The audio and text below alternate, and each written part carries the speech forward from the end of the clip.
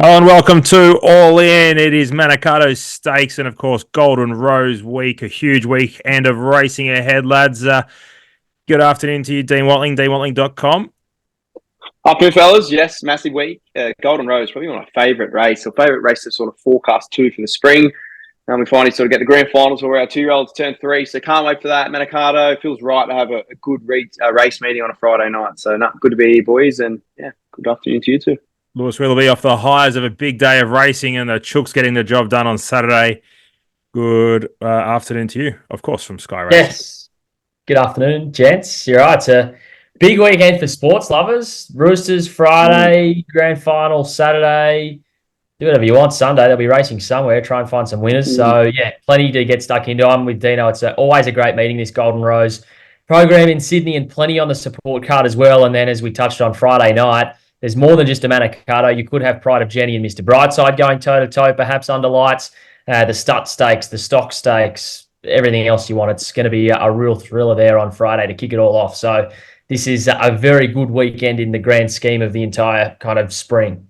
Yep, can't wait. Let's have a quick chat about the weekend that was. Good day of racing out there at Randwick. I thought the track was perfect. Played absolutely super. Everyone had their chance. Pace dependent, of course.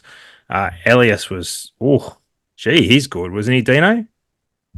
He was terrific. I think his record's ridiculous. I think he's 11 or 9 from 11 now. So he was terrific. I thought Chow Wolf was going to chime in and say, see you later, and just found another gear. And we heard that horse is going to go to the Epsom, Chow Wolf, so probably leaves the door open for Elias to start $2 in the Metro. But really exciting. Hopefully he kicks on to the Caulfield Cup, Gannon. Yep, went really well. Louis, anything take away from Saturday? Any horses to follow or any standout performances for you? Obviously, Autumn Glow winning again. She's just a star. Mikhail was really well found by a few. Dino, I know you were on it. Brad Way was keen on as well. The one I still do want to follow is Royal Patronage. I just don't think it went to plan there. In the 7 stakes behind Fangirl. You kind of mentioned it, Gatto, when I voiced my concerns. Re Fangirl, you said it's a small field. She'll be, back again, but because there's not many that in front of her this time, it won't be as hard to round them up. And she did it with pretty effortless ease. But yeah, Royal Patronage just towed Fangirl into the race when really I thought it would be leading, and still gave a really good kick from that position. So I wouldn't be dropping off it at all. And I know that Adrian Bott was somewhat concerned that maybe the second up off that long break would flatten it a bit, and maybe that was true as well. And then can't go past this little segment without saying something about Steffi Magnetica, who now surely gets an Everest slot off that, you would think. We'll have to wait and see.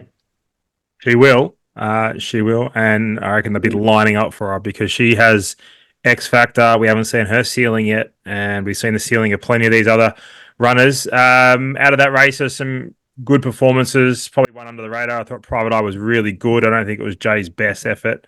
We all get it wrong sometimes. But also victim of circumstances and racing pattern, of course. But the horse was wide and back, slow enough tempo, and it is what it is. So it is hard. I thought Private Eye is a horse we could probably follow from that race as well, lads.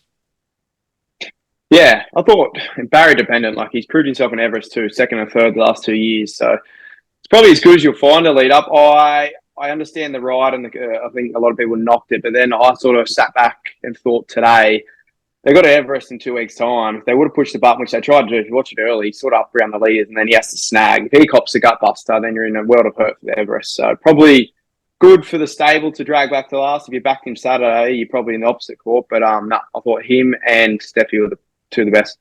You're probably Everest trials you'll see.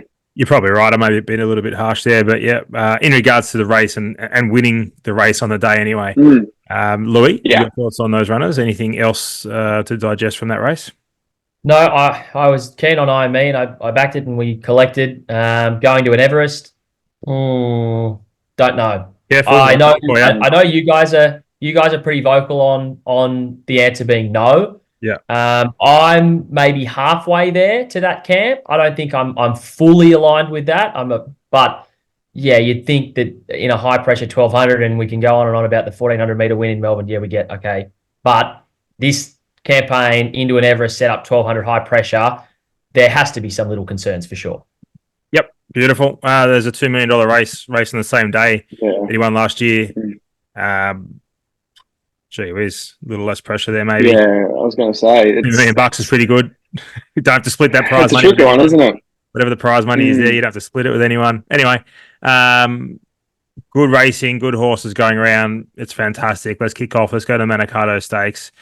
Say what you like about Melbourne racing and where it's been in the past. I think this is a stroke of genius. This meeting on a Friday night. There's some great races here, some great clashes, but we'll kick off with the Manikato. I Wish I Win. Odds courtesy of Tab, of course, $4. Growing Empire, 6s into 5s. Hayasugi, $5. Estriella, $6. V8, $8. Coleman, 11s. Longer the rest. Lewis Willoughby, the Manikato Stakes for 2024. Boys, I'll just say off the top, I really have no idea what to do here, and I kind of deep dived into it, and the answer I came up with is that I think I'm just going to have to wait for barriers. I think this is really barrier dependent, as are a lot of good races around the valley, just with the way it works.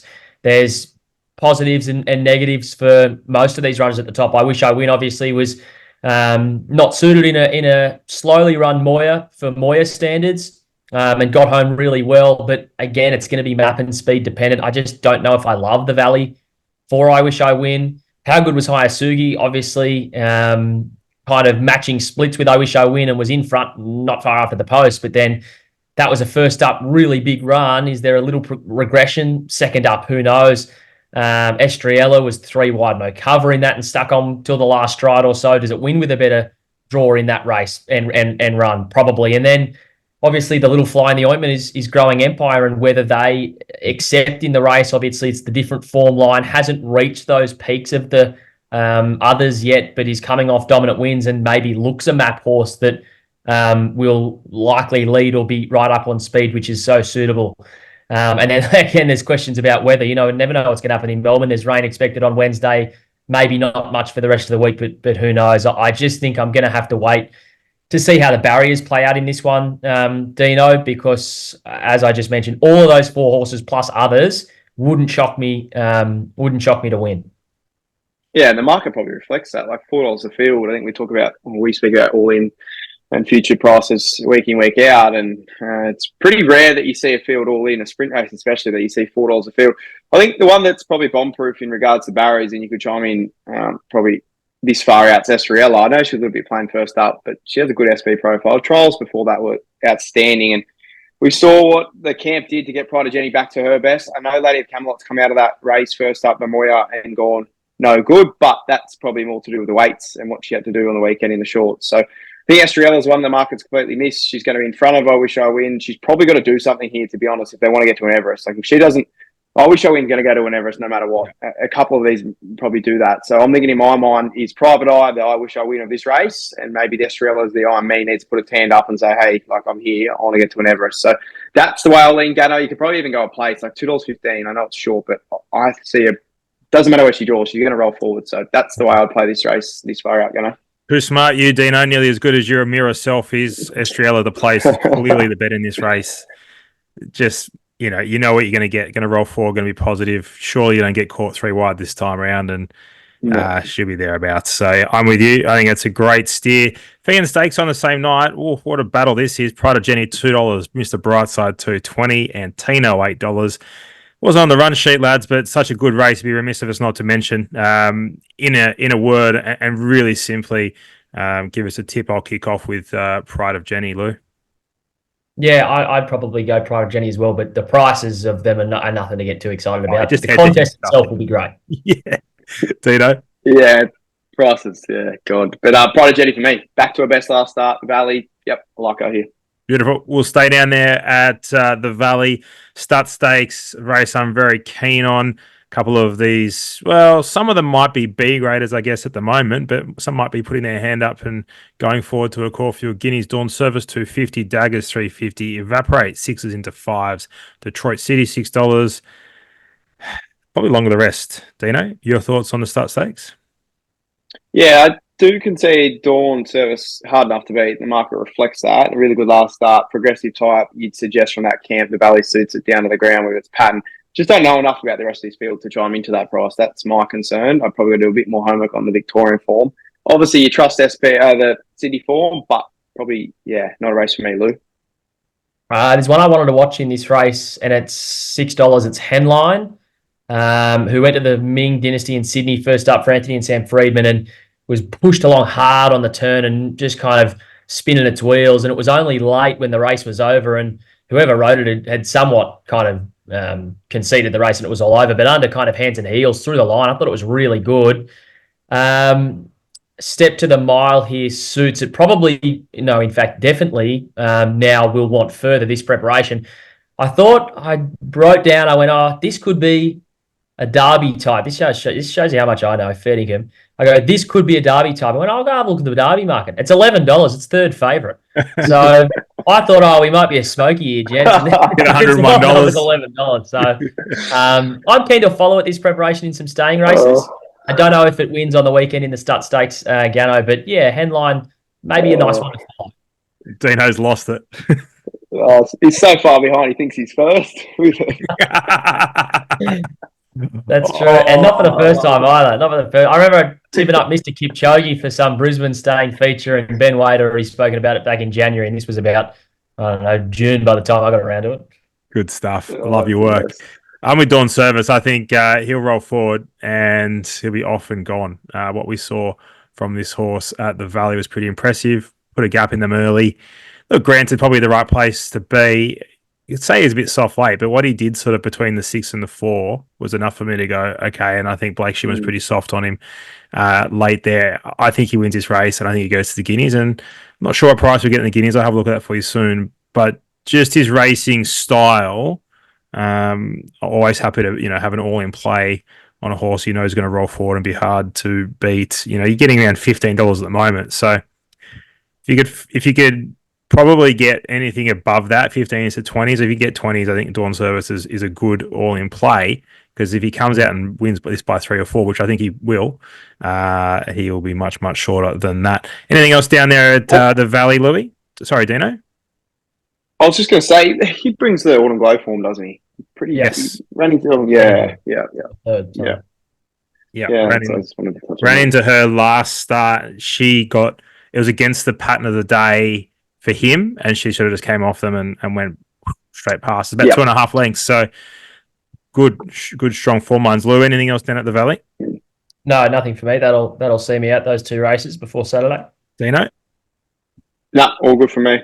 Righto, let's turn our attention to Rosehill. Rails in a true position, the Golden Rose Day. It's a huge day of racing, but hopefully it won't be marred with the rain. On Wednesday, Thursday, I sent the boys a message saying up to 30 mils of rain forecast for Rosehill. Let's just cross everything, fingers, toes, whatever you got, cross it, that they don't put any irrigation on, even though it's about 30 degrees outside. No irrigation goes on until late Thursday if needed, but there's a fair bit of rain coming. If they can let the tractors do its thing, it'll probably be a firm 2. The rain will come, probably be a soft 5 and dry out to, the worst side of a 4 come Saturday. Fingers crossed, fellas. It's going to be a cracking day of racing. I'm sure Broadsiding and Godolphin are pretty happy with the 30 mil weather forecast, so that'll be interesting to see what happens there. But let's take a look at the market. Golden Rose, Broadsiding $3, Stormboy $4, Traffic Warden $4, Linebacker 7s, a Node 15, Autumn Glow won't be going there, $15, and longer the rest. Dean Watling, the Golden Rose for 2024. Yeah, there's a pretty strong pattern to this. It's the obvious. Under the Rose is the key lead up. Outside of that, the Autumn Sun and Trapeze R's come through the Stan Fox, which is an interesting setup. I don't think we'll see that 15 back to 14 this year at all.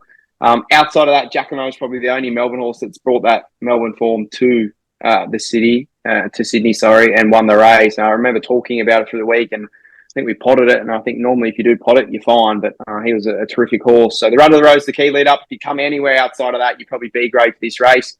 The top end, I thought this probably race was going to turn up a lot. It's still an outstanding race. Like the top 4 or 5 in the market are terrific, but I thought we might have a little bit more depth in this. I would have loved to see an Autumn Glow and a couple of others turn up. The Heritage on the same day maybe takes a couple away as well over the 1,100 metres. But great race. Fascinating this year. Broadsiding first up in the Golden Rose. I tried to find the stat on this, and it's ever been tried to be done before or been done, but I couldn't find anything at all. But I think that just shows that Godolphin probably have 2 extremely smart colts, and they didn't want to run into each other twice. Traffic Warden obviously run the Run to the Rose, got a good setup there. It's going to come on leaps and bounds, and Broadsiding little bit concerned at his first trial, but his second trial, he sort of blew that theory out the door. He was outstanding. I think it's his race to lose. I think he'll win the race. Do I want to take $3? I prefer probably for weight for barriers. I think it's between him and Traffic Warden. Linebacker's the question mark. He was outstanding back towards the rail in a run to the Rose. Does he probably want 16, maybe 14, maybe a run short? Not sure, but I think it's Godolphin's race to lose and Broadsiding's on top for me, Lou. Yep, I'm with Broadsiding as well. I'm not, as you guys know, I'm not a huge trial guy, but the two trials it has had look pretty excellent. Obviously, the first up, query Dino there with it not having been done before, but I don't think that's a massive concern. It doesn't mean it'll lose. It just means it's a bit of an unknown. The one I could maybe back a place, Gano, if you can grab a market again, is Mayfair, who I thought's been $7.25. Okay, there we go. So really tough in the San Domenico, really tough in the Ming Dynasty, only beaten late. Does that lead-up run over 1,400 metres compared to others who have been over 1,200 metres give it a bit of an edge? It's proven on wet tracks. You know where it'll be. It'll be up on speed. So can it just hold on to a place, maybe at a price there, Mayfair, perhaps? What I was going to say as well is that of the last 8 winners of this race, only one of them didn't contest black type as a 2-year-old. So of the remaining 7 that have won this race, only one of those didn't get to Group 1 level as a 2-year-old. There was one horse whose name escapes me for the meantime that ran in a few Group 2s and Group 3s. But what I'm saying is there's 6 of the last 8 winners of this race contested Group 1 level as a 2-year-old. Mayfair didn't even contest Group level. So there is concerns on those horses who didn't reach a high level as a 2-year-old in this race. But with the way it's playing, maybe it can hold on for a place. But yeah, Dino, I'm with you. Broadsiding on top. Interesting race. So the run to the Rose, fellas, was a day where you wanted to be off pace. So it was suited to the likes of Linebacker, the likes of Traffic Warden. Node I found was super against the pattern of the day. Stormboy, obviously, much publicised the issues he had at the start. Does that stand up this time around? Well, I'm going to throw my money in that corner, and I'm going to back a Node the place on the day because I think we're going to get a price, and I think this horse needs a dry track. So if it's a good 4, I'm going to back a Node because I think it was $15 now. If he won't start shorter than that, but we don't have to bet, so we can just be patient. He will open around that mark. We'll know if we're going to get a good track. If it's a good 4 or a soft 5 at worst, then I'm going to back a Node each way. And I'm willing to forgive Stormboy. You've got to forgive him. He was super. He's been beaten after doing all the work, and for mine, set the race up, for Traffic Warden. So, Broadsiding can't possibly have Broadsiding. First up, $3. I would expect a fair price for that horse if we're on a good 4 surface. First up would be closer to $5, and I think that you'd probably get that come Saturday if that's the setup. If it's a soft 6 or something, then I expect him to start a bit shorter. But yeah, we'll all see it differently there. So it'll be interesting to see how it all unfolds. But a Node a bet on the day, and Stormboy probably a bet on the day as well. And I think Traffic Warden's got the Everest within his grasp for sure. Dino's second up, Godolphin. Always been a knock, along the way. Was huge first up. Do you see aggression here given the Everest is an obvious target as well? Or do you think that have they done anything differently with this horse this time in to sort of avoid that flat second up run? They have a phenomenal record in the race. They know how to win this race, so it's not as much a concern. I think the difference between probably second up syndrome between James Cummings and Chris Waller is Chris probably doesn't know his horses are going to go so well fresh. Just the way he trials them more often than not. They've obviously got grand finals, but a lot of them sprint well, where James is the opposite. He is very vocal in the media that he always suggests that his horses are ready to go first up. So that is a slight query and probably turns you to Broadsiding and doing this first up, and there's no concern there at all. But you make a probably good point. He's probably got to win this race, Traffic Warden, to get to an Everest or run second. But then he probably has improvement to come. So they've done it before. I think Bivouac was potentially second up in this race. I'm going to have to run the stats on that and Astern, a couple others. But it is a question mark in your mind. He did get favours, like you mentioned, first up as well in the run to the Rose. They got the race set up for him. So great race. I think the big thing that you spoke about then too, Gannon, is the way this track plays. Dry tracks probably suggest it's going to be less fair and probably more up and in, whereas if we do get a soft 5, soft 6, I think it's advantage those running on. That's typically the way Rosehill does play. So on Stormboy, that's probably critical for him. Be interesting, isn't it? Because I think it was was it a Golden Rose where in the Congo was often gone and Animo couldn't quite catch him? Yep. And that was like a Yep. proper just rails in run on speed day, and the great Animo couldn't quite get past. So it'll be interesting to see what the track dishes up. Really looking forward to it. Let's go to the Heritage Stakes, lads. Another good race on the day. Some of the horses that you sort of mentioned that haven't gone to the Golden Rose will be going this way. Dino, Gatsby's 350, Bodyguard 450, Bustling $5. Let's kick off. We got a tip for us in the Heritage, Dino.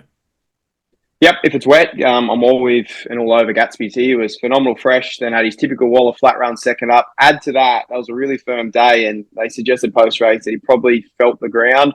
If it's a soft 5 or even like a true good 4, I think Gatsby's win this race third up. I like him back to 1,100 metres too. Waller does that good. The only danger I could probably see is Bodyguard. His recent trial was a big tick. You don't often see that camp, the Snowden, sort of push horses out in the trial, but he was really good. So he's probably also don't have the greatest guide on, which scares me a little bit. Happy to be against Bustling. He had every possible chance to show something around the roads. They went slow up in front, and him and Switzerland pretty much cast. So I don't like that profile in sprint races. I think you've got to be the best stable in the world to get something back. So I thought Gatsby's was a great bet in this. And if you probably want to have a 2-bet, you can take the top 2 for me, Lou. Yep, well, that's good because I was going to spruik Bodyguard. I want to be with it. That trial win was super. 2 from 2 fresh, handles soft tracks. And I just think maybe he's one that snuck under the guard of a few here, a returning horse from those 2-year-old features that not many people have spoken about. So I'm keen to be with Bodyguard in the Heritage. And we're thinking Bodyguard probably has to be James Harron's horse. Yep.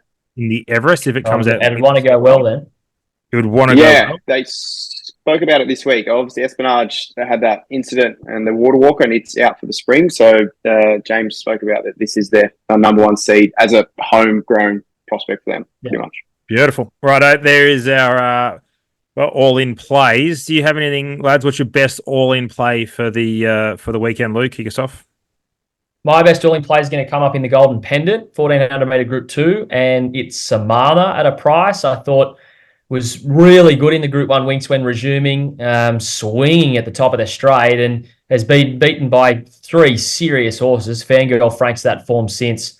Obviously, Via Sistina question marks and Zugotcha question marks, mainly the latter of those. I think Via Sistina can somewhat be forgiven for its run since, but Fangirl's good, and it finishes a clear 4th. Loves wet tracks. I think second up, sticking to 1,400 metres is right up its wheelhouse. It's just really burst onto the scene, Samana, I think, from last campaign, and I expect that to continue this campaign. So at a good price, I think 3rd or 4th in that market for the Golden Pendant, Samana is going to be my best all-in, guys. Dino, what do you got for us? Yeah, I like that, Luke. It's a good race. So interested to see if Jolly Star turns up there. I know they were sort of tossing up the idea. My best all-in play, Golden Rose, the Broadsiding. I just love the setup for him. I think this is James Cumming, first up, proper horse, James McDonald on. Even if you draw 12 of 12, James finds the 1-1. So that's comforting to know. So best all in play, Broadsiding for me, Gannon. Hope he doesn't find the 1-1 on Broadsiding.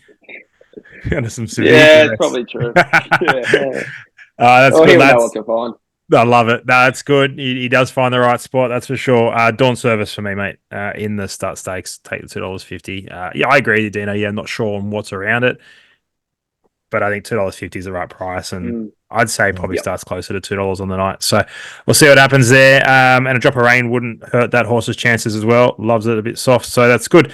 Midweek best bets. We've got about 2.5 minutes, lads. Let's wrap it up. Kick us off. Actually, I'll kick us off. We're going to go to Warwick Farm Race 5, number 9, Poppin' Champagne. Draws well on speed, type, 3rd up at the mile. Looks good. Louis, is that what you're doing on Saturday night? Poppin' Champagne, yeah, sure. Not last Saturday. No, after the Roosters did. Yeah, actually, mate. we turned around the zero, not many winners we had of the races. We turned out when the Roosters win. Strife here, absolute strife, punters, because my best is also at Warwick Farm Race number 5. Oh, no. And I'm going to back the 3. Watch My Girl, the Ron Quinton horse who went first up and won at Warwick Farm. Doesn't draw as well as your horse, I concede, Gano, but yeah, I'm going to back it. Dino, I love it. What are your thoughts here? You don't have one to do. You're fair dinkum will be right. Warwick Farm Race 5, Dino. I should just do that, shouldn't I? God, I might just take the popcorn this week. What you used to? No, I've got nothing midweek. I've got something Tuesday. Leeton, done the form race 5. Number 2, Mentalia. just a bit different and really different. Good jump outs. $260,000 purchase off slick jump outs, making its debut with Leeton on a Tuesday. Doesn't get more exciting than that. Race 5, number 2. So I was too busy laughing. What price are we getting? No prices yet because it's Leeton on a Tuesday. Probably $1.15. Oh, too good. I don't know. Righto, if you want to win I'll quote it as $5 though. Yeah, $5 would be amazing. If you want to win the all-in multi for Saturday, Damo will be putting his hand in his pocket, chucking the $50 multi on. Of course, we will confirm who our tips are come Wednesday afternoon. That way we don't miss out on a live ticket. All you do is comment in the comment section, share the podcast with your mates as well, but let us know who will win the Golden Rose this Saturday. Right, that's it. That's all done for All In. Anything else to add? Go the Swannies. Go the Swannies. Yeah, go on Paps, Little Master. Should be good. And the Chooks. And go Storm. And we'll know our fate early there, mate. Right, lads. Bye for now. Yeah.